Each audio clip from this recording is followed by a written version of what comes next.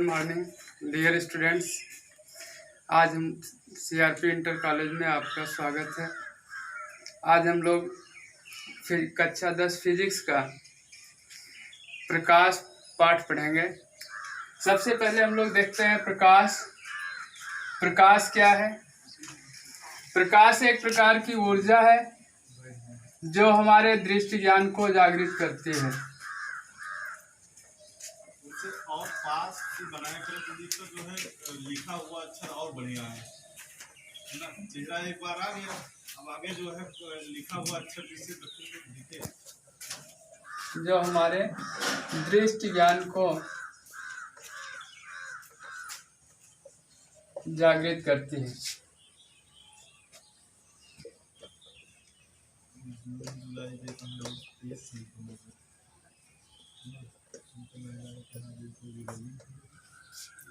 इसके साथ साथ हम लोग देखते हैं प्रकाश के गुण।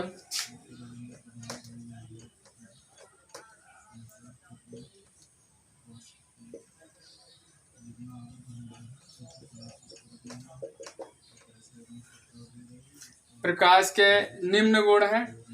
नंबर 1, प्रकाश एक सीधी रेखा में चलता है।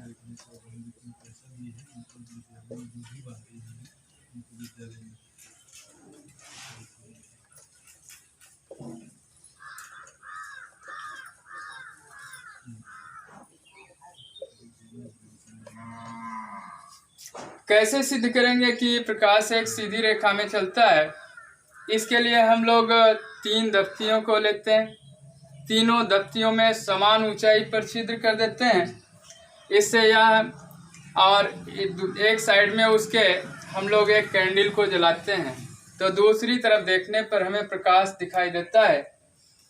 इससे यह सिद्ध होता है कि प्रकाश एक सीधी रेखा में चलता है। यदि मध्य वाली दफ्ती को थोड़ा सा ऊपर नीचे कर दें तो प्रकाश दूसरी तरफ नहीं पहुंचता है। इससे यह सिद्ध होता है कि प्रकाश एक सीधी रेखा में चलता है। नंबर 2, निर्वात में प्रकाश की चाल 3 × 10⁸ मीटर प्रति सेकंड होती है। निर्वात किसे कहते हैं?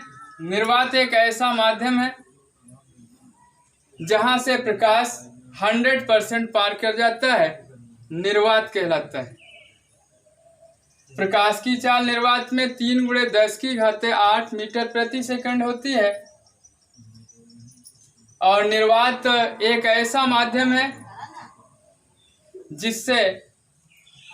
जिसमें प्रकाश 100% पार कर जाता है, निर्वात कहलाता है। प्रकाश की तरंगदैर्घ्य, तीसरी चीज है, प्रकाश की तरंगदैर्घ्य 3900 एंगस्ट्रॉम से लेकर 7800 एंगस्ट्रॉम के बीच होती है। जबकि हम लोग जानते हैं कि 1 एंगस्ट्रॉम बराबर 10⁻⁻10 मीटर होता है। प्रकाश के अगले गुण में हम लोग बात करते हैं। प्रकाश में परावर्तन की घटनाएं पाई जाती हैं। प्रकाश में अपवर्तन की घटनाएं पाई जाती हैं। प्रकाश में व्यतिकरण, विवर्तन और ध्रुवण की घटनाएं पाई जाती हैं। तो प्रकाश में परावर्तन की घटना, परावर्तन, अपवर्तन, व्यतिकरण और विवर्तन की घटनाएं पाई जाती हैं। तो हम लोग अब बात करते हैं सबसे पहले कि प्रकाश का परावर्तन क्या है। प्रकाश का परावर्तन, जब प्रकाश किसी चिकने समतल से टकराता है, जब प्रकाश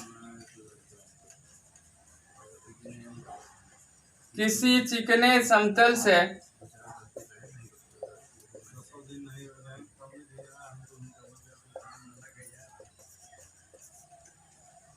टकराता है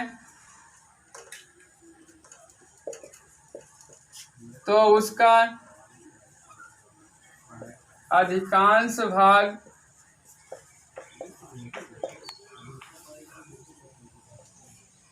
वापस लौट आता है।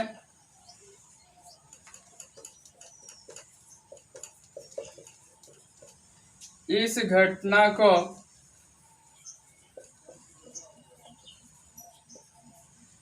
प्रकाश का परावर्तन कहते हैं।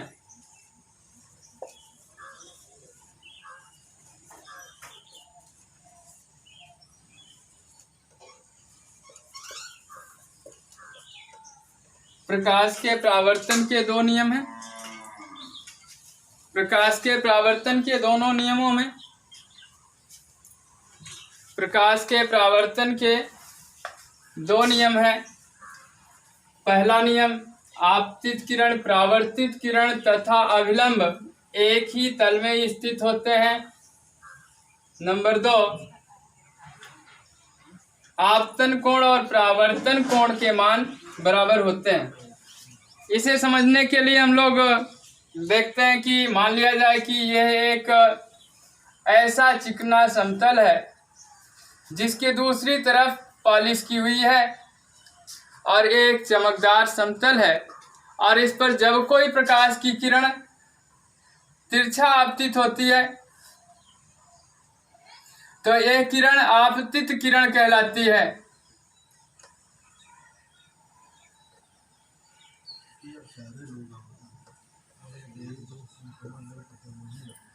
और आपतित किरण और यह इस पर जो 90 अंश का कोण बनाते हुए तल अभिलंब कहलाता है। जब कोई किरण इस चिकने समतल पर तिरछा आपतित होती है तो वह अभिलंब से उतने ही अंश का कोण बनाती है। परावर्तित होने के पश्चात अभिलंब से उतने ही अंश का कोण बनाती है जितना कि आपतित किरण बनाती है। अर्थात कहने का मतलब है कि आपतित किरण, परावर्तित किरण तथा अभिलंब तीनों एक ही तल में स्थित होते हैं। आपतन कोण और परावर्तन कोण के मान बराबर होते हैं। तो प्रकाश के परावर्तन के ये दो नियम हुए। इसके बाद नेक्स्ट हेडिंग है, हम लोग देखते हैं कि प्रतिबिंब।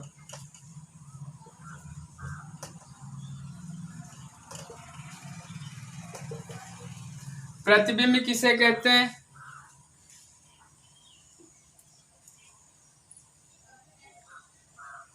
किसी बिंदुवश से चलने वाली किरण परावर्तन के पश्चात जिस बिंदु पर मिलती है या मिलती हुई प्रतीत होती है उसे प्रतिबिंब कहते हैं। यदि यह बिंदुवस्तु मिलती हुई प्रतीत होती है तो प्रतिबिंब आभासी, और वास्तव में मिलती है तो प्रतिबिंब वास्तविक बनता है। वास्तविक प्रतिबिंब को पर्दे पर प्राप्त किया जा सकता है, जबकि आभासी प्रतिबिंब को पर्दे पर नहीं प्राप्त किया जा सकता है, क्योंकि आभासी प्रतिबिंब दर्पण के पीछे बनता है जबकि वास्तविक प्रतिबिंब दर्पण से पहले बनता है। बस।